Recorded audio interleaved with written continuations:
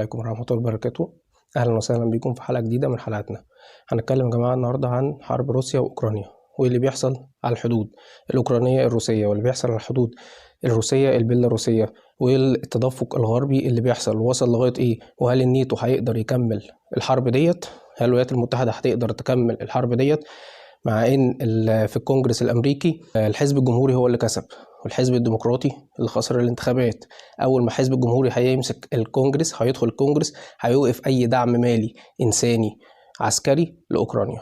فهنشوف الايام اللي جايه دي ايه اللي هيحصل. تمام. في البدايه القوات الروسيه يا جماعه انسحبت غرب نهر الدنيبرو، واحنا قلنا قبل كده انسحبت بسبب ده انسحاب تكتيكي استراتيجي مش انسحاب مهزوم.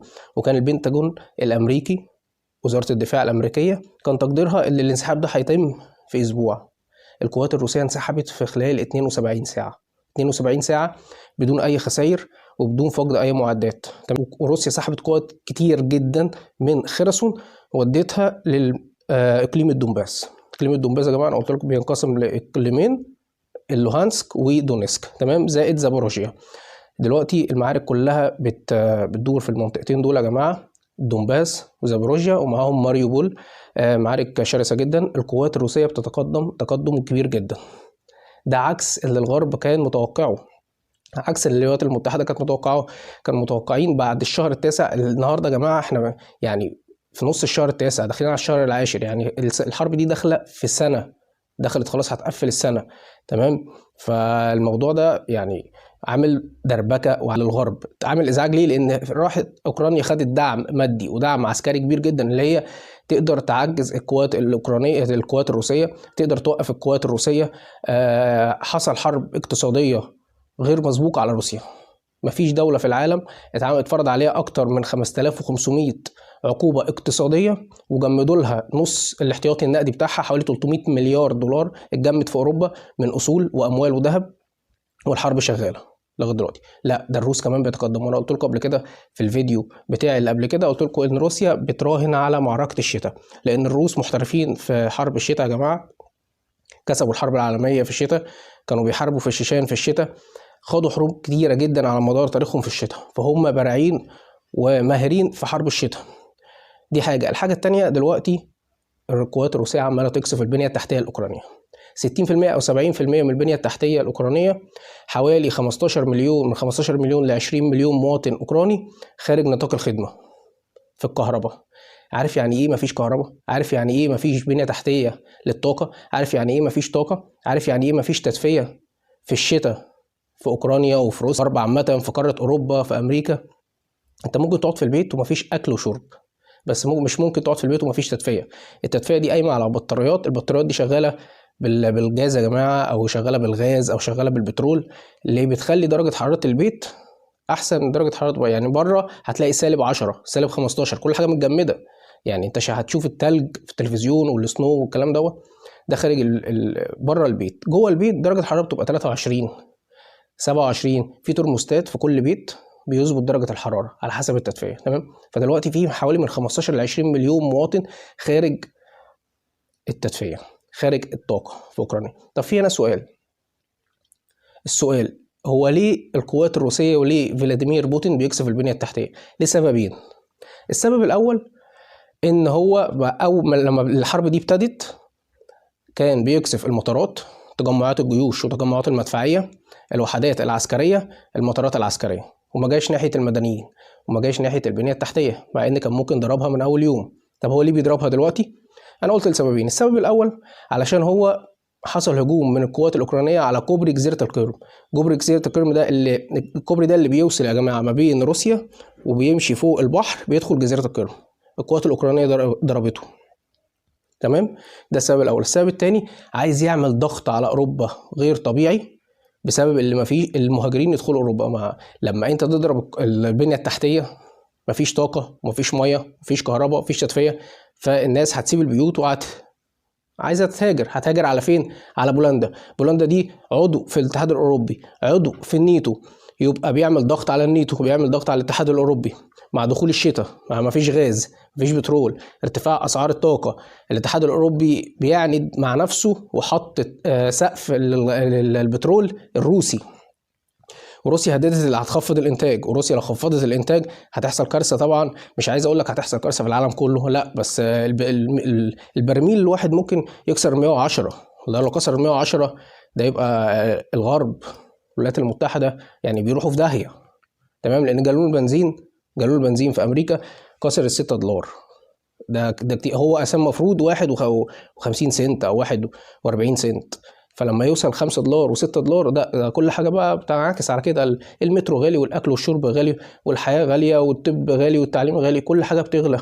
الطاقه دي يا جماعه بتخلي كل حاجه غاليه. عشان كده الطاقه مهمه، عشان كده الدول البتروليه او الدول المنتجه للبترول دي دول مهمه، زي السعوديه والامارات والكويت ودول التعاون الخليجي وكازاخستان وقطر، فنزويلا بس عليها عقوبات، ايران بس عليها عقوبات. الدول دي دول منتجه للنفط يا جماعه، فدول مهمه. ايه اللي مخلي الدول دي دول قويه استراتيجيه؟ ان هي دول منتجه للنفط، منتجه للطاقه. من غير الطاقه مفيش تلفزيون، مفيش كهرباء، مفيش الفيديو اللي انا بعمله مفيش عربيات تمشي، مفيش طيارات. هي دي الطاقه يا جماعه. عشان في ناس مش مستوعبه يعني ايه الطاقه. الطاقه دي بتيجي عن طريق النفط وكل مشتقاته، والغاز الطبيعي، وكل الحاجات ديت. تمام. عشان كده الدول دي دول قويه استراتيجيه.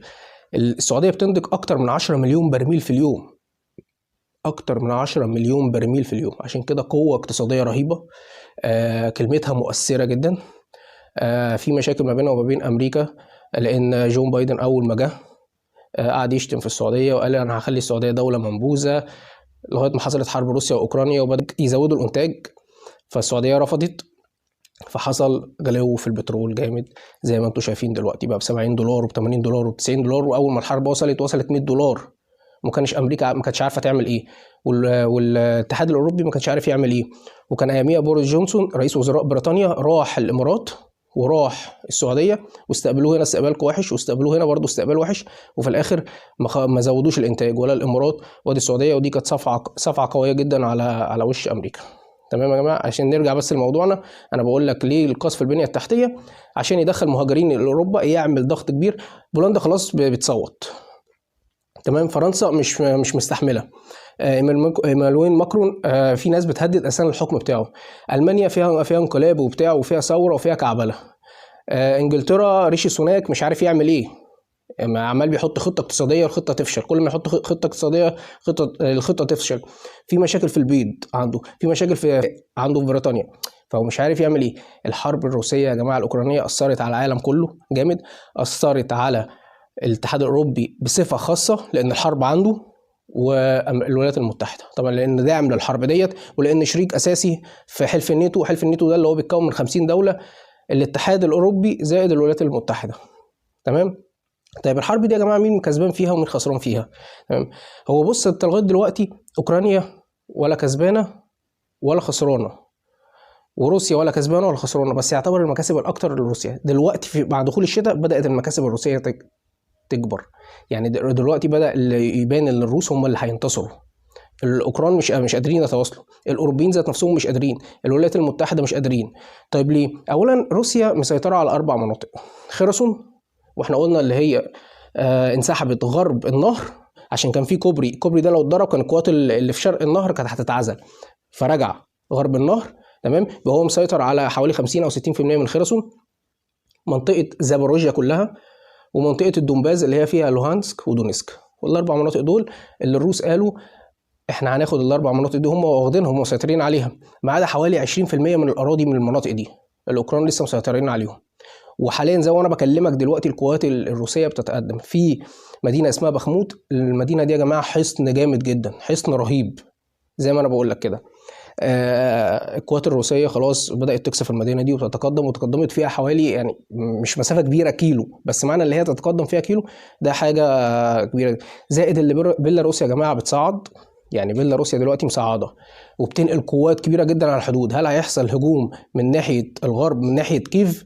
هنشوف الايام اللي جايه ديت.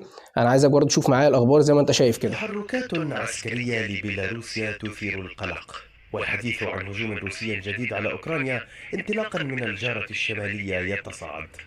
مخاوف ازدادت مع إعلان مينسك عزمها نقل معدات عسكرية وأفراد من قوات الأمن الوطني البيلاروسي.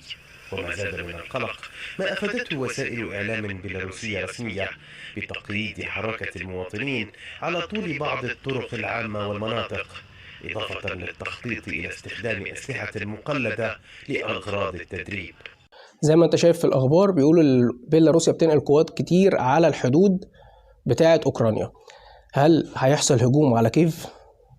أنا عايز أقول لك اللي أنا مش بحلل لك اللي هيحصل، لا أنا بجيب لك بنقل لك اللي بيحصل في الصحف العالمية وفي القنوات وبسهل لك المعلومة عشان توصل لك بسرعة.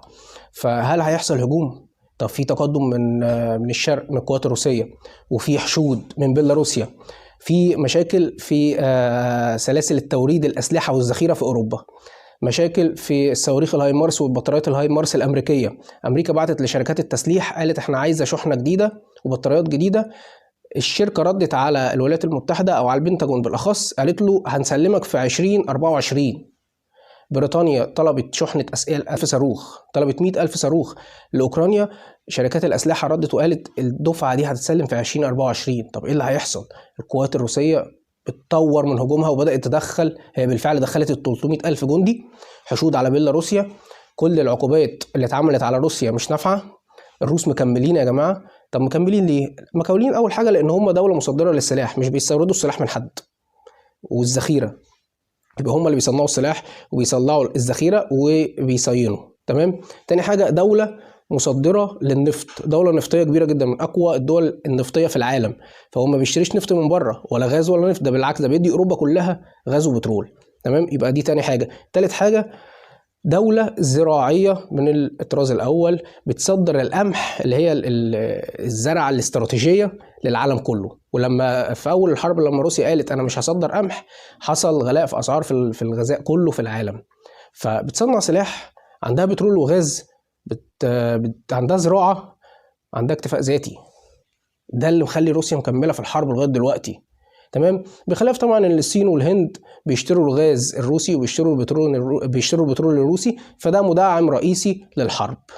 تمام. يا رب اكون شرحت لك كل حاجه بشكل كده مبسط، وتابعونا في الحلقات اللي جايه ان شاء الله عشان نعرف الدنيا ماشيه ازاي. والسلام عليكم ورحمه الله وبركاته.